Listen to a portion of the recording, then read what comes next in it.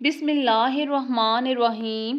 رات گزر گئی تو صبح ان مقدس سروں کو نیزے پر اٹھایا گیا، اونٹوں کی سواریوں پر مقدس بیبیوں کو بٹھایا گیا، اور یہ لٹا پٹا سارا قافلہ سوئے کوفہ روانہ ہوا۔ ظالم یزیدی اس قافلے کو لے کر کوفہ کی طرف روانہ ہوئے۔ رات کو ابن سعد کے لشکر میں سے کسی نے چاہا کہ وہ حضرت سیدنا امام زین العابدین کو بھی شہید کر دے، لیکن ابن سعد نے کہا کہ یہ بیمار بچہ ہے، اسے چھوڑ دو۔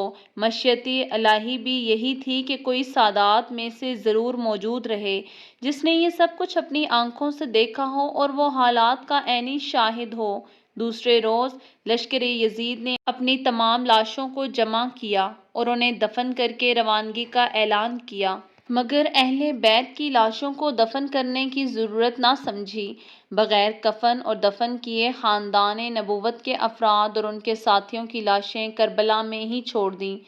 فرات کے کنارے ایک قبیلہ بنو سعد آباد تھا۔ انہیں پتہ چلا کہ یزیدی لوگ اہل بیت اطہار کی لاشوں کو کھلے آسمان تلے چھوڑ کر چلے گئے ہیں، تو وہ فوری وہاں پہنچے اور شہداء کے مبارک جسموں کو کفن دے کر دفنا دیا۔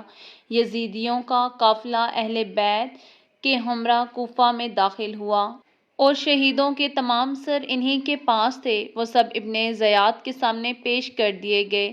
سید الشہداء حضرت امام حسین کا مبارک سر ہولی کے پاس تھا۔ وہ کسی وجہ سے بروقت دربار نہ پہنچ سکا اور سر مبارک کو اپنے گھر لے گیا۔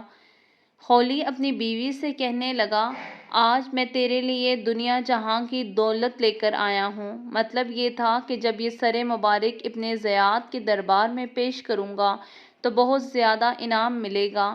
سنگ دل ہولی لمبی دان کر سو گیا، مگر اس کی بیوی سر مبارک کے سامنے بیٹھ گئی اور ساری رات رو رو کر گزار دی۔ ہولی کی بیوی نے دیکھا کہ آسمان سے زمین تک نور ہی نور سر کے گرد پھیلا ہے اور سر مبارک کے گرد عجیب شکل کے نورانی پیکر طواف کر رہے تھے۔ کچھ نہیں کہا جا سکتا کہ وہ مخلوق کون تھی۔ وہ ساری رات یہ نظارہ دیکھتی رہی۔ صبح ہوتے ہی بدبخت ہولی اٹھا اور امام پاک کا مبارک سر ابن زیاد کے پاس لے گیا۔ امام عالی مقام کا مبارک سر باقی سروں کے ساتھ اور خانوادہ رسول کے باقی قیدیوں کے ساتھ اس بدبخت ابن زیاد کے سامنے پیش کیا گیا۔ وہ بدبخت اس وقت تخت پر ہی بیٹھا تھا۔ اس کے ہاتھ میں ایک چھڑی تھی۔ اس نے چھڑی کے ساتھ حضرت سیدنا امام حسین کے دندان مبارک پر ایک ضرب ماری اور نازیبا گفتگو کی۔ حضور اکرم صلی اللہ علیہ وآلہ وسلم کے ایک کمزور نظر والے صحابی جو وہاں موجود تھے، وہ بہت بوڑھے تھے، ان کا نام زید بن حرقم تھا۔ ابن زیاد کی چھڑی جب حضرت سیدنا امام حسین کے لبوں پر دیکھی تو وہ چیخ اٹھے اور کہا کہ کچھ تو حیا کر، خدا کی قسم میں نے اپنی آنکھوں سے رسول اللہ کے لبوں کو انہیں چومتے دیکھا ہے۔ ابن زیاد کہنے لگا، اے یزید، اگر تم بوڑھے نہ ہوتے تو تمہاری گردن بھی میں ابھی ہی اتار دیتا۔ ابن زیاد نے اس سب کے بعد یزید کی خوشنودی کے لیے حضرت سیدنا امام حسین کا سر انور اور دیگر سروں کو جلوس کے ساتھ اور خانوادہ رسول کی پاک بیبیوں کے ساتھ یزید کی طرف دمشق روانہ کر دیا۔ جب یہ قافلہ دمشق کی طرف روانہ ہوا تو راستے میں گرجے کے قریب پڑاؤ کیا۔ وہاں انہوں نے جعلی حروف میں ایک پہاڑی پر سرخ رنگ کے ساتھ یہ شعر لکھا ہوا دیکھا، جس قوم نے حسین کو قتل کیا وہ کیا قیامت کے دن ان کے نانا جان کی شفاعت کی امید رکھ سکتی ہے؟ اہل قافلہ نے جب یہ شعر پڑھا تو ان کے رونگٹے کھڑے ہو گئے۔ وہ یہ سمجھنے سے قاصر تھے کہ اس پہاڑی پر ایسے انداز میں یہ شعر کس نے لکھا ہوگا۔ ابھی وہ حیران و پریشان ہو رہے تھے کہ قریبی گرجے سے ایک پادری ان کے پاس آیا تو اہل قافلہ نے اس کی آمد کو غنیمت جانا اور اس سے پوچھا کہ یہ شعر اس پہاڑی پر کس نے لکھا ہے۔ وہ راہب کہنے لگا، یہ شعر تو یہاں ہمارے بڑوں کے زمانے سے لکھا ہوا ہے۔ راہب نے پوچھا، یہ نیزے پر سر کس کا ہے؟ یہ قیدی کون ہے؟ راہب کو بتایا گیا کہ یہ سر حسین ابن علی کا ہے اور یہ بیویاں اسی مقدس خاندان کی ہیں۔ وہ راہب کانپ اٹھا۔ 10,000 دینار کے بدلے اس راہب نے ایک رات کے لیے اس قافلے سے مقدس سر کو لے لیا۔ چنانچہ قافلے نے ایک رات کے لیے وہیں پڑاؤ کیا۔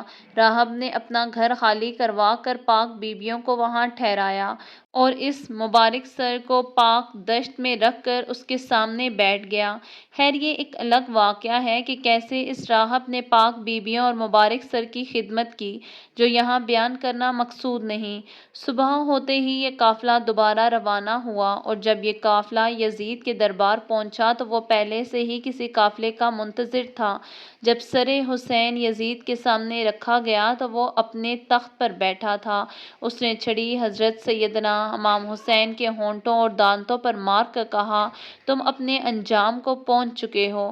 یزید نے جب نواسہ رسول کے سر مبارک کی توہین کی تو وہاں موجود حاضرین نے اعتراض کیا، جن میں قابل ذکر یحییٰ بن حکم اور صحابی رسول حضرت ابو برزہ اسلمہ تھے، جن کو یزید نے اپنے محل سے نکال دیا۔ اس کے بعد دختر سیدہ کائنات حضرت زینب نے ایک تاریخ ساز خطبہ یزید کے دربار میں دیا، جس سے وہاں موجود لوگوں کے دل لرز اٹھے۔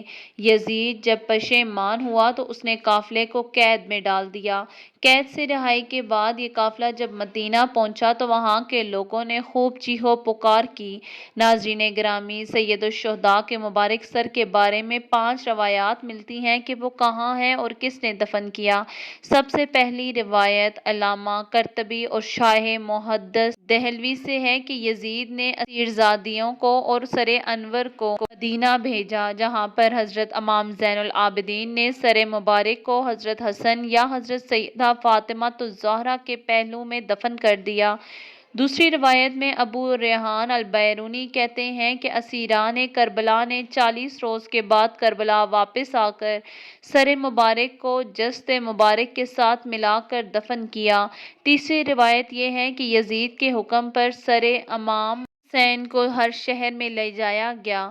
اسکلان پہنچا تو وہاں کے امیر نے اسے دفن کر دیا۔ چوتھی روایت یہ ہے کہ اسکلان میں جب فرنگیوں کی حکومت قائم ہوئی تو 548 ہجری میں طلحہ بن زریق نائب مصر نے اسکلان سے سر انور کو لیا اور وہ اسے مصر لے گیا۔ وہاں اس نے مشہد حسینی بنوا دیا۔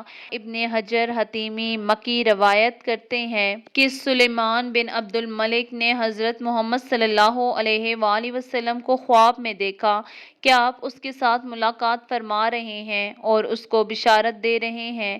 صبح اس نے حضرت امام حسن بصری سے اس کی تعبیر پوچھی تو انہوں نے فرمایا کہ شاید تو نے رسول اکرم کی آل کے ساتھ کوئی بھلائی کی ہے۔ اس نے کہا، ہاں مجھے ایک بات یاد ہے، میں نے نواسہ رسول حضرت حسین کے سر مبارک کو خزانہ یزید میں دیکھا تو میں نے ان کو 5 کپڑوں کا کفن پہنایا اور اپنے ساتھیوں کے ساتھ ان پر نماز جنازہ پڑھی اور انہیں قبر میں دفن کیا۔ سلیمان بن عبد الملک کے بعد اس کے جانشین عمر بن عبد العزیز نے سر مبارک کو نکالا اور کربلا لے جا کر خود جسد مبارک کے ساتھ دفن کر دیا۔ ایک روایت یہ ہے کہ جب منصور ابن جمہور نے شام کو فتح کیا تو شہر میں داخل ہونے کے بعد وہ یزید کے خزانے والے کمرے میں گیا۔ وہاں پر اس نے ایک سرخ رنگ کی ٹوکری پائی۔ منصور نے اپنے غلام سے کہا کہ اس ٹوکری کی حفاظت سے رکھو، یہ بنی امیہ کے قیمتی خزانوں میں سے ایک خزانہ ہے۔ لیکن جب اس کو تھوڑے عرصے کے بعد کھولا تو دیکھا کہ اس میں امام حسین کا نورانی سر ہے جس سے عطر کی خوشبو آ رہی تھی۔ اس نے اپنے غلام کو حکم دیا کہ ایک کپڑا لایا جائے۔ اس نے سر کو اس کپڑے سے ڈھانپا اور پھر کفن کرنے کے بعد اس سر کو دمشق میں باب فرادیس کے پاس دفن کر دیا۔